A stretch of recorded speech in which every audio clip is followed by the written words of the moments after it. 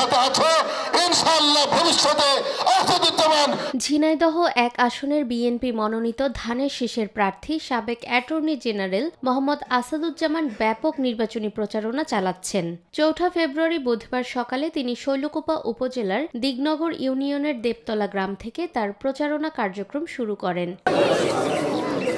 দিনভর তিনি উপজেলার বিভিন্ন গ্রামে, হাট ও বাজারে সাধারণ ভোটারদের সঙ্গে সরাসরি মতবিনিময় করছেন এবং ধানের শীষ প্রতীকে ভোট প্রার্থনা করছেন। প্রচারণাকালে তিনি এলাকার উন্নয়ন, গণতন্ত্র পুনরুদ্ধার ও জনগণের অধিকার প্রতিষ্ঠার বিষয়ে কথা বলেন। উপস্থিত আমার সামনে বসা, আমরা পুরুষরা অনেকেই অনেকের বাড়ির মধ্যে ঢুকতে পারে নাই। এ সময় বিএনপি ও অঙ্গ সংগঠনের নেতাকর্মীরা তার সঙ্গে উপস্থিত ছিলেন। প্রতিদিন সকাল থেকে সন্ধ্যা পর্যন্ত ঝিনাইদহের 4টি আসনে প্রার্থীরা নির্বাচনী প্রচারণা চালিয়ে যাচ্ছেন। নিরপেক্ষ, সত্য প্রকাশে আপোষহীন।